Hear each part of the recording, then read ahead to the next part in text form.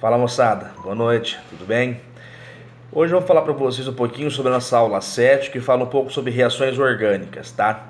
De toda a química orgânica, eu diria que este assunto de reações é o mais detalhista que tem, tá? E é o mais complicado para se compreender, tá? Desde que os mecanismos seguem a mesma ideia, mas é importante que vocês saibam os detalhes de cada mecanismo, tá? A ideia aqui é passar para vocês como cada mecanismo vai acontecer, o que vai ser formado, o que vocês podem observar estruturalmente falando, que vai facilitar para vocês a compreensão desse mecanismo, tá bom? Beleza, vamos lá. Primeira coisa, para que ocorra uma reação química, né, nós temos que partir do ponto de cisão de ligação. O que é cisar uma ligação? É quebra, tá? Para que ocorra uma reação química, é necessário que as ligações existentes entre os átomos de uma molécula se rompam e esses átomos se rearranjem formando novas ligações.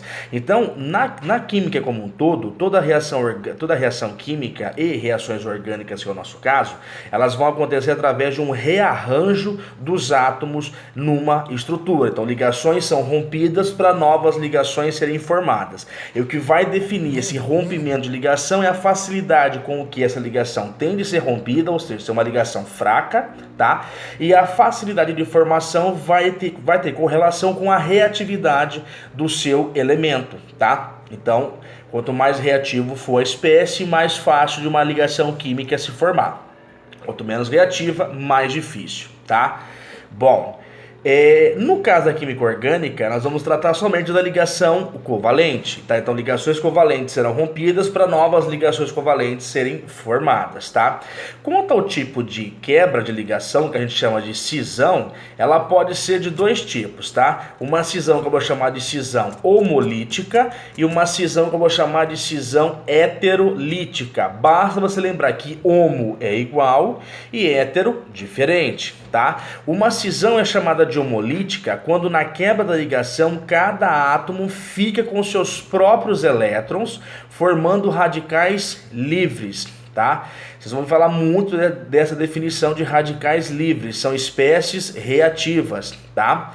Já uma cisão heterolítica é quando na quebra da ligação o átomo mais eletronegativo, lembrem dessa propriedade periódica que eu falei para vocês que é importante, não pode esquecer, que é a eletronegatividade, só um panorama para vocês lembrarem, é aquela tendência de numa ligação covalente, o átomo mais eletronegativo atrai os elétrons da ligação para próximo dele, adquire uma carga parcial negativa que indica excesso de elétrons, é o nosso famoso ânion, e encontra o outro átomo menos eletronegativo adquire uma carga parcial positiva, que é o nosso famoso cátion, tá? Isso é um panorama com ligação covalente, se lembrar o que é a ideia de um cátion, o que é a ideia de um ânion, tá bom? Então, retomando, já a cisão heterolítica é quando na quebra da ligação o seu átomo mais eletronegativo fica com um par de elétrons inicialmente compartilhado, formando uma espécie iônica, tá? Toda vez que você estiver formando uma espécie iônica, um cátion ou um ânion, trata-se, numa reação orgânica, de uma quebra heterolítica, tá?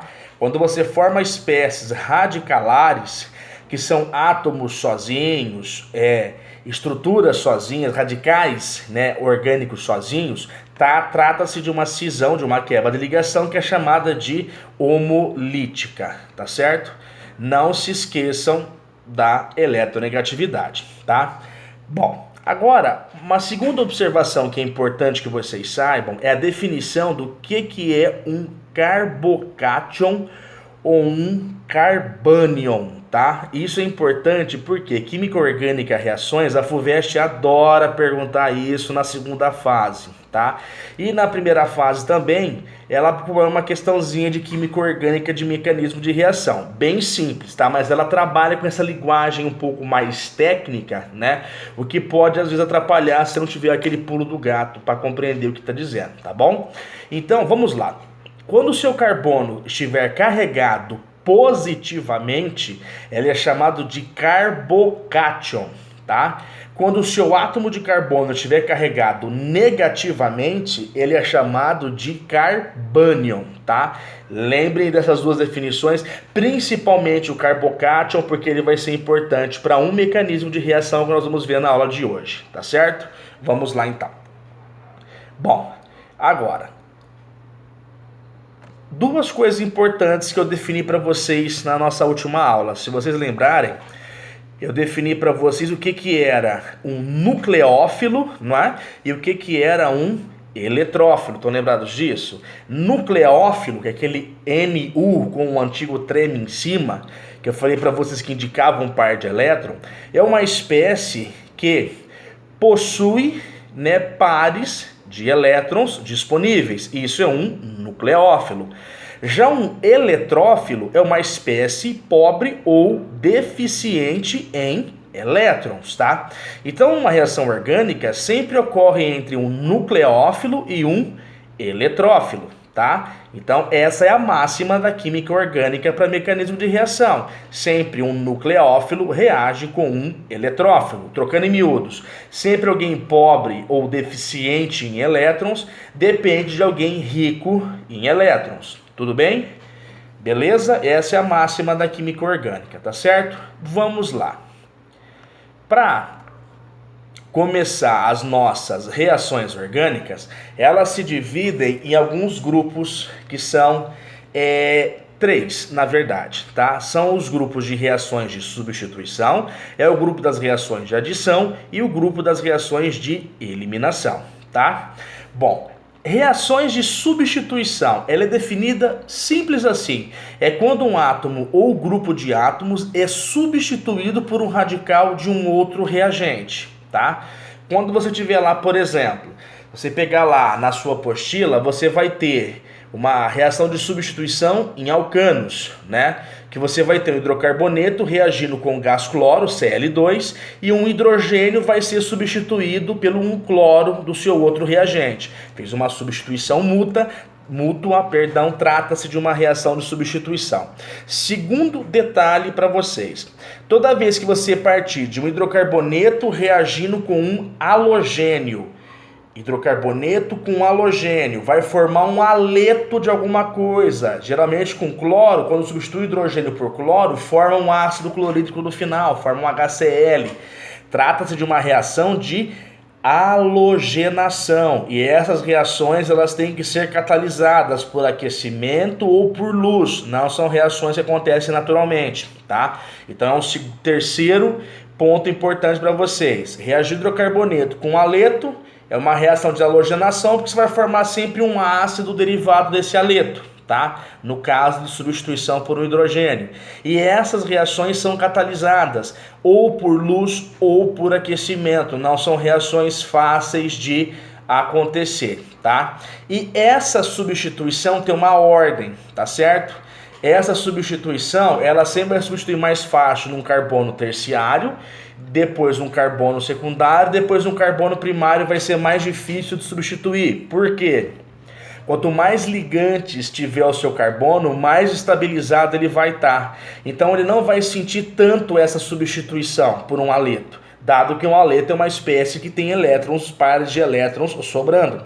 Então essa estabilidade é muito mais fácil de acontecer, porque esse carbono terciário não vai sentir a substituição do ligante. Já um secundário sente mais, e um primário que tem poucos ligantes ao redor, tem um carbono só ligado a ele, vai sentir mais essa substituição, por isso é mais difícil para ocorrer, tá certo? Bom, vamos lá. Tudo bem até aqui? Qualquer dúvida que vocês tiverem, por favor, basta vocês me procurarem lá no nosso canal, tá certo? Bom, um outro ponto importante dentro das reações de substituição é quando nós falamos do benzeno. Nós fechamos agora hidrocarbonetos e vamos falar do benzeno, nosso famoso aromático, anel de 6 carbonos com 3 duplas ligações em ressonância. Primeiro ponto. É importante que vocês lembrem que a ressonância é a alternância dessas 3 ligações duplas. Elas trocam de posição à medida que ligantes externos vão se ligando ao benzeno. Então, cada um dos 6 carbonos do anel do benzeno conforme eles forem sofrendo a adição de ligantes, né, essa dupla ligação roda de modo a estabilizar cada um desses carbonos dependendo da distribuição do seu ligante, tá? É importante saber isso porque o benzeno tem um problema. O benzeno, pelo fato de ser um ciclo fechado, cadeia fechada de 6 carbonos com 3 duplas, ele possui uma estrutura planar.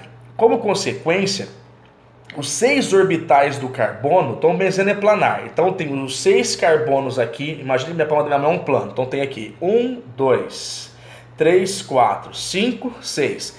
Os 6 carbonos do benzeno são planares. Eles estão no mesmo plano. O que isso significa? Que todos os orbitais do carbono, dos carbonos do benzeno, estão apontando para cima. Então essa proximidade desses orbitais ligantes do carbono confere ele a característica da ressonância. Pelo fato dessa proximidade, desse alinhamento desses orbitais do carbono, o benzeno é uma estrutura muito estável, tá? Sendo estável, a reatividade do benzeno é baixa. Logo, para o benzeno sofrer uma reação, eu preciso de ativá-lo ou desativá-lo. Eu tenho que dar um tapinha lá no benzeno e falar, ó, cidadão, bora meu irmão, vamos reagir. Devido a essa estabilidade dele, tá? Bom, primeira reação do benzeno. No benzeno, nós temos grupos que são classificados como ativadores e grupos desativadores. Grupos desativadores são grupos que vão retirar densidade eletrônica do benzeno, certo? São grupos que possuem uma alta eletronegatividade, certo? Grupos ativantes são grupos que vão doar densidade eletrônica para o benzeno, tá?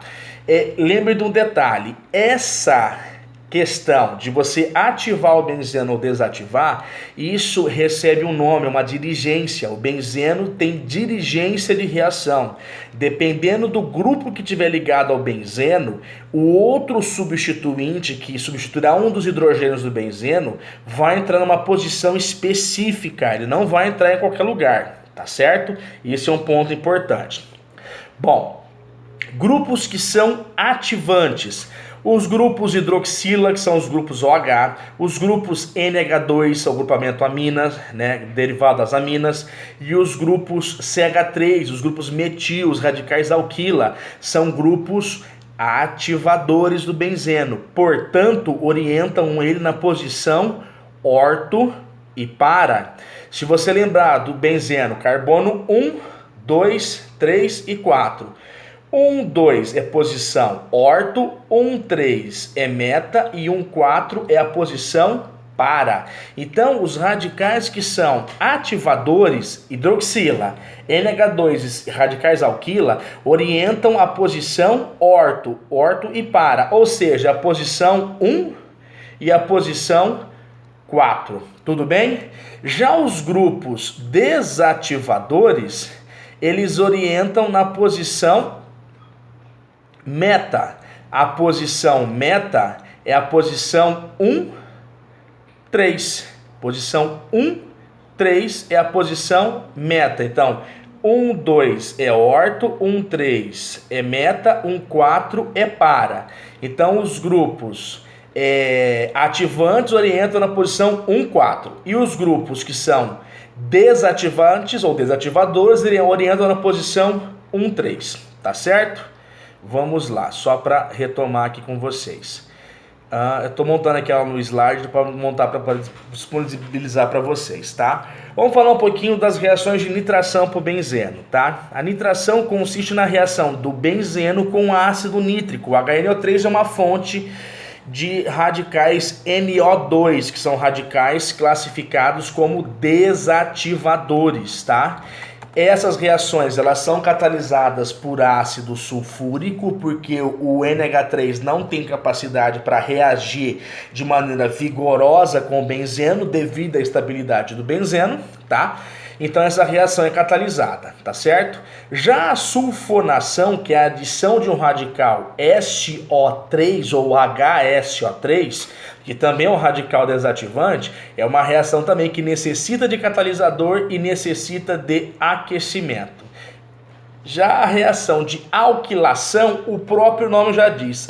Alquila te lembra radicais alquila, metila, etila, propila e por aí vai. Então é uma reação em que eu vou substituir um radical alquila no meu benzeno.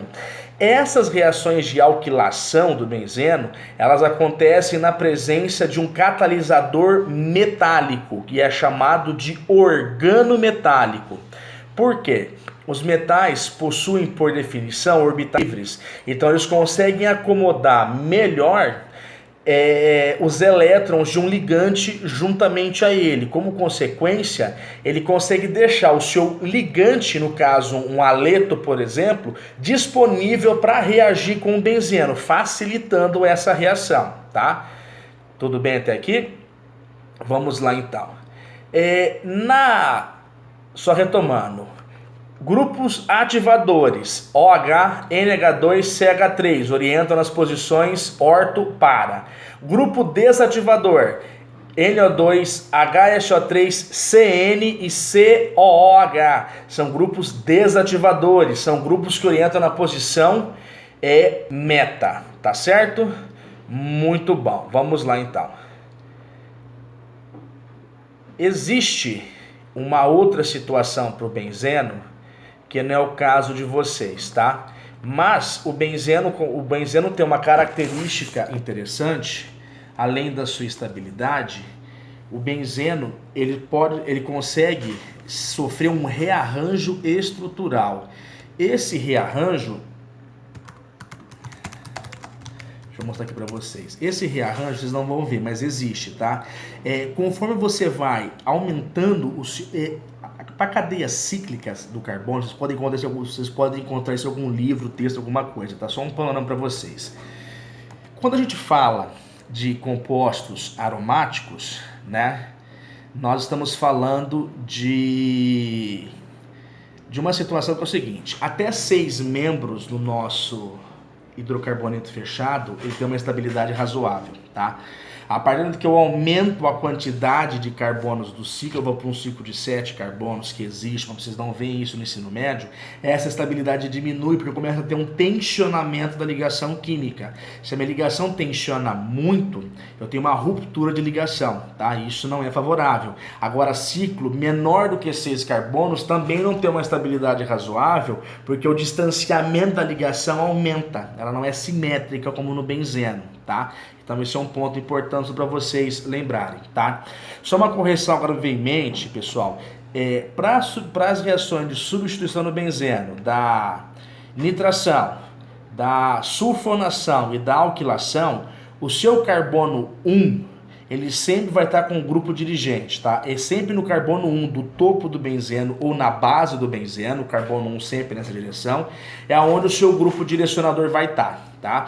E o substituinte vai entrar ou na posição 1, 2, que é orto, ou na posição 1, 3, que é meta, ou na posição 1, 4, que é para, tá? Então, de novo, posição 1, 2 é orto, 1, 3 é meta e 1, 4 é para. Sempre no carbono 1 vai estar o seu grupo direcionador. Aí você tem que lembrar se ele é ativante ou desativante, tá? Talvez eu tenha me confundido vocês um pouco alguns minutos atrás, tá? Então essa é a sequência correta. Me desculpem caso eu tenha feito algum erro ali atrás, tá bom? Beleza, então, reações do benzeno. Eu acho que essa é uma das mais importantes, das mais interessantes, que é o que é cobrado aí para vocês na prova da FUVEST. A prova da VUNESP não gosta de química orgânica da parte de reações, tá muito difícil de cobrar. Agora a FUVEST gosta bastante disso, tá? A FUVEST adora perguntar um pouquinho sobre reações orgânicas. A VUNESP não gosta, a Unicamp oscila muito, a Unicamp gosta de perguntar muito da parte de polímeros, tá? Que vocês vão ver numa próxima aula. Gosta de perguntar muito de acidez e basicidade em química orgânica, que é uma aula posterior. Mecanismo, ela pede uma questãozinha ou outra, mas não é anual isso, tá bom? Isso não é uma sequência como assim na prova da FUVEST, tá bom? Beleza? Vamos falar um pouquinho agora de reações de adição, tá? Deixa eu ajeitar aqui a câmera. Bom, reações de adição, elas vão ocorrer em alcenos e alcinos, em aldeídos e cetonas, tá? Reação de adição grava é um ataque a uma estrutura que possui ligação dupla ou ligação tripla, tá? Esse ataque envolve a quebra da ligação. Então, falou de reações de adição, se você ataca um hidrocarboneto insaturado por dupla, ou seja, um alceno, se você ataca e quebra essa ligação, você forma um alcano. Então, uma maneira de você industrialmente formar alcanos é uma reação de adição em alcenos e uma dupla adição em alcinos, quando você quebra a ligação tripla, dupla e deixa a ligação simples, tá? Então isso é um mecanismo interessante para vocês saberem para a formação de alcanos, tá bom? Vamos lá então. Essa reação de adição, ela segue uma regrinha que todo mundo chama a regra do Marcão, regra do Markov-Nikov. Esse químico, Markov-Nikov, russo, ele diz o seguinte, que essa adição vai ocorrer, o hidrogênio vai entrar no carbono mais hidrogenado da dupla ligação. Pô, o que quer dizer isso? Que o seu hidrogênio que vai ser adicionado, lembra que reação de adição é atacar a dupla ligação, então eu vou atacar ela geralmente com uma espécie mais reativa e para depois entrar um hidrogênio, tá? Então essa reação ocorre em em duas etapas, é uma reação em etapa, cuidado, assim como as reações lá do benzeno, as reações lá de substituição em alcanos, são reações por etapas, tá? Lembre-se disso, cuidado, tá certo? Então a reação de adição é o seguinte, o seu hidrogênio vai ser adicionado naquele carbono que tiver a maior quantidade de hidrogênios como ligantes, tá? Essa é a regra do nosso Markov-Nikov, tá certo?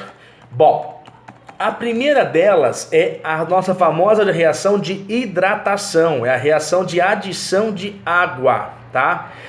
Quando eu pego um alceno, por exemplo, insaturado por dupla e reajo com água, eu formo um álcool, tá? Essa é uma maneira de você formar álcoois. Reagir um alceno com água, eu formo um álcool. Por quê? A hidroxila, o oxigênio sendo mais eletronegativo, ataca. Tem condições de atacar juntamente com o hidrogênio aquela dupla ligação, formando um álcool. Então a primeira etapa é a quebra daquela dupla ligação, aquele carbono fica carregado, tá? Torna-se uma espécie muito reativa, aquele carbono fica carregado positivamente, porque eu estou quebrando a ligação, estou arrancando elétrons dele, aquele carbono da dupla fica carregado positivamente, aí a hidroxila, que tem uma carga residual negativa, lembra que a hidroxila é OH-, essa hidroxila carregada negativamente, ela consegue se ligar nesse carbono, formando, por definição, o nosso álcool, tá certo? Bom, agora, de novo, há uma reação de adição agora chamada de halogenação, agora aos alcenos, tá? Se tratando de uma reação de adição. Eu tenho um hidrocarboneto insaturado, um alceno, ele vai ser atacado primeiro mutuamente, no caso aqui reagindo com gás cloro, por exemplo. Eu tenho uma primeira reação que é o ataque e a ruptura dessa ligação dupla, deixando esses dois carbonos que estão submetidos a essa dupla deficientes em elétrons, e o gás cloro, Cl2, sendo uma espécie rica em elétrons, o cloro, consegue atacar esses dois carbonos mutuamente, formando um organo clorado, tá? Lembre-se que a reação de halogenação para alcenos, a reação de adição, né, da halogenação de alcenos, é uma reação que é catalisada, tá? Então todas as reações que eu falei para vocês que são catalisadas, é bom você lembrar disso, tá? Porque isso pode ser o pulo do gato para você numa questão da FUVEST. Você vai olhar lá a questão da prova, poxa, essa reação é catalisada, olha, acontece isso. É uma reação de tal sequência, de tal situação, fica fácil para vocês, tá bom? Lembre-se sempre disso, tá certo? Bom, A nossa próxima reação é a nossa famosa hidrogenação. Essa eu vou parar um pouquinho e poder fazer um panorama legal para vocês. Por quê? Desculpem.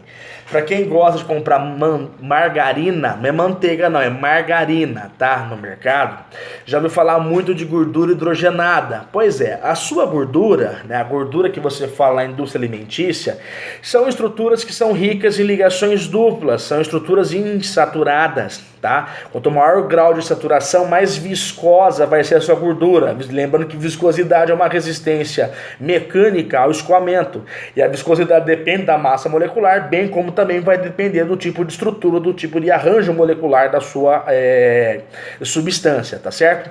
Bom, no caso da gordura hidrogenada, né, para quem gosta de chocolate branco, aquela baba de chocolate ali de cima é gordura hidrogenada, quando você adiciona gás hidrogênio a um hidrocarboneto insaturado por dupla ou tripla ligação, vamos pegar o da ligação dupla, um alceno, quando você reage ele com gás hidrogênio, essa reação ela também é catalisada por um metal, especificamente o metal, e geralmente é platina, tá?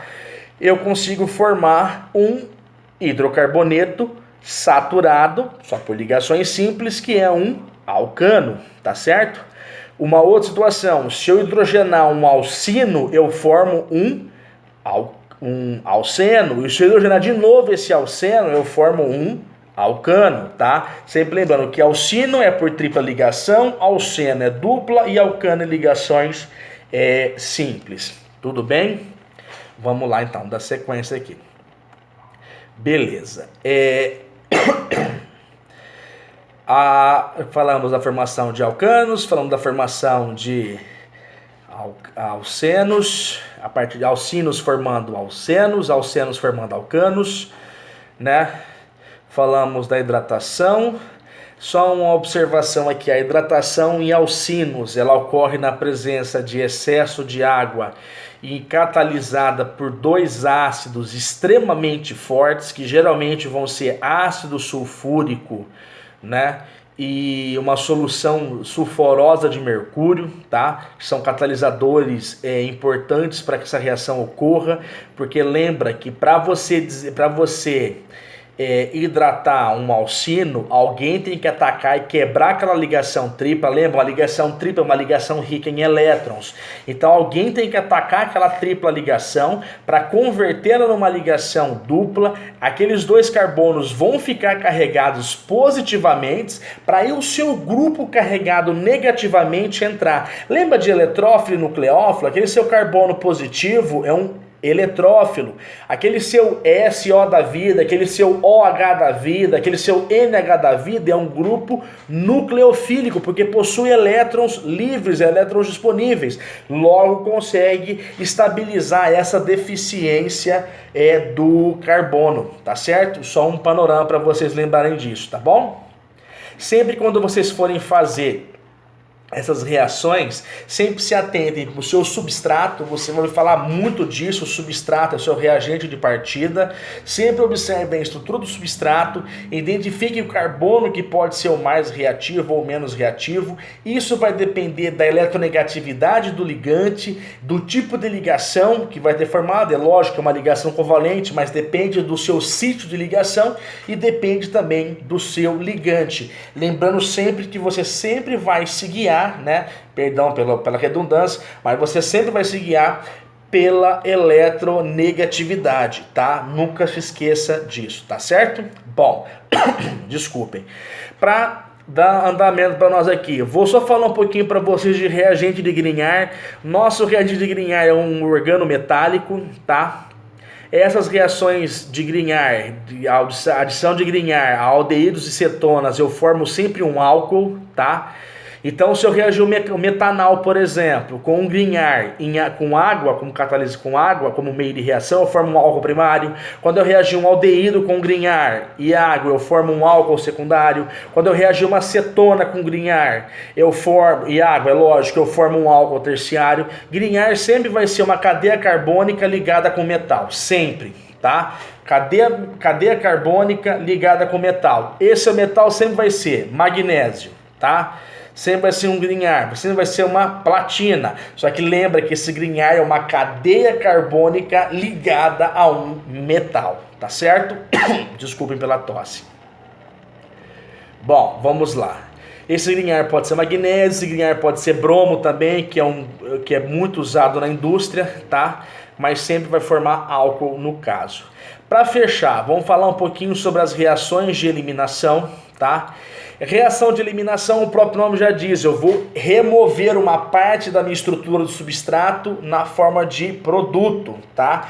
A primeira que a gente vê é a eliminação de água. E quem que possui OH? Álcool. Então, quando um álcool reage ou está sob a ação de um agente desidratante, o que é um agente desidratante? É uma espécie química capaz de retirar água de uma estrutura, do meio de reação, tá? Lembra que as reações orgânicas, elas estão em constante rearranjo estrutural. Então, a formação de água, que é um problema na química orgânica, pode acontecer. E para retirar essa água, um agente desidratante faz muito bem o seu papel. O principal agente desidratante que a gente vai trabalhar muito em química orgânica é o nosso famoso ácido sulfúrico, tá? Que consegue o hidrogênio, o ácido do ácido sulfúrico, consegue capturar a molécula de água e formá-la, tá? Então, quando eu tenho um álcool reagindo com ácido sulfúrico sobre aquecimento, eu formo, partindo de um álcool saturado, sobre a ação de ácido sulfúrico e aquecimento, eu vou formar um alceno e água. Então, uma reação de formação de alcenos é uma desidratação de um álcool saturado em meio de ácido sulfúrico. Eu formo um alceno e água, tá? Essa desidratação segue uma regra de um cientista chamado de Zaitsev. A regra de Zaitsev diz o seguinte, eu vou ler para vocês aqui: elimina-se a hidroxila e o hidrogênio do carbono vizinho ao carbono menos hidrogenado. Ou seja, se a hidroxila está do lado do carbono menos hidrogenado, ela e o hidrogênio vizinho vão sair na forma de água. Então trata-se de uma reação de desidratação, partindo de um álcool saturado, que vai me formar um alceno e água. Por que forma alceno? Se eu estou arrancando dois ligantes do carbono, esse carbono fica deficiente em elétrons. Para ele se estabilizar, forma-se uma nova ligação, que no caso é uma ligação dupla, tá? Portanto, uma formação de um alceno, tá certo? Bom, aqui tem um pouquinho de bromos vicinais, mas para vocês não é tão interessante. Reações de oxidação para vocês são interessantes, são importantes, tá? Bem superficial para vocês, tá? Reação de oxidação, o próprio nome já disse, né? São submetidos aos compostos oxigenados em química orgânica, que são os álcoois, os aldeídos e os alcenos também sofrem reação de oxidação, tá? Porque essa oxidação ou redução também acontece na química orgânica, tá? Por exemplo, se eu pego um álcool, né, primário, secundário ou terciário e reajo ele com uma espécie oxidante, que é uma espécie que possui um oxigênio com uma capacidade oxidativa grande, tá? Ou uma espécie que é oxidante por natureza, lembra que oxidação e redução envolve uma variação de NOx, portanto, se o NOx da espécie varia do reagente para o produto, trata-se de uma reação de oxidação ou oxirredução. E lembra, me perdoe, que quem diminui o NOx sofre redução, portanto, essa espécie é chamada de agente oxidante, e quem aumenta o NOx sofre um processo de oxidação, e a espécie causadora é chamada de agente redutor, tá? Bom, quando você oxida um álcool, você forma um aldeído, tá? Se você oxida um álcool primário, você forma um aldeído. Se você oxida um álcool secundário, você forma cetona. Álcool terciário não sofre oxidação. Se você oxida um alceno, lembra, alceno, dupla ligação, se eu oxido um alceno de maneira branda quer dizer maneira lenta, eu vou formar um diálcool, tá? Vicinal. O que é vicinal? Vizinho, tá? Apareceu duas hidroxilas lado a lado formando um álcool, ele veio de uma oxidação branda de um alceno, lembrem disso, tá? Se eu pegar um alceno e fazer uma oxidação profunda dele, eu vou formar primeiro um aldeído, né? Posso formar um aldeído, tá certo? E, me perdoem pela tosse. Eu posso formar um aldeído e também posso formar um ácido carboxílico. Então, aldeídos podem ser oxidados formando ácidos carboxílicos, tá? Tudo bem? Para fechar, falar um pouquinho de ozonólise. Ozonólise, o nome já diz, é a reação de um substrato orgânico em meio de gás ozônio, gás O3, tá? Essa oxidação, ela é rápida, tá? E essa ozonólise é uma lise vem de quebra, tá? Então esse ozônio vai formar um composto intermediário chamado de ozonídeo, tá? E essa hidrólise desse ozonídeo, na presença de zinco, vai formar uma estrutura que pode ser para nós um aldeído, tá? E raramente forma-se uma cetona, tá? Os aldeídos são os produtos principais, são produtos de primeira ordem, tá? É só uma dica para vocês, dificilmente isso vai cair para vocês, tá? Mas falou de ozonólise de alceno, uma reação por etapas, em que eu vou reagir um alceno com um ozônio. Eu vou formar uma espécie intermediária reativa, que é chamado de ozonídeo, tá? Esse ozonídeo vai reagir de novo agora com água e com um catalisador metálico, e eu vou formar ou um aldeído ou uma cetona, tá? Mas isso não tem tanta importância para vocês, até porque isso não é muito cobrado no vestibular, tá certo? Mas agora as reações de substituição, as reações de adição e as reações de eliminação, essa vocês têm que dominar com toda certeza, tá certo? Moçada, entendam a essência dessa aula. Foi uma aula que ficou um pouco mais longa, tá? Porque a teoria é um pouco mais complicadinha. Eu tentei passar para vocês de uma maneira muito mais simples, tá? Por isso que às vezes eu parava no vídeo para eu buscar na cabeça as palavras mais brandas para vocês, para não ficar muito naquela ideia tecnicista, tá? Para não deixar ninguém com sono também, tá certo? Pessoal, façam as questões com calma e atenção. Qualquer problema que vocês tiverem, podem entrar em contato comigo que eu ajudo vocês com todo o prazer, tá certo? Moçada, aquele abraço, sucesso para vocês. Fiquem em casa e se cuidem, tá certo? Um abração do professor Igor aí. Tchau, tchau.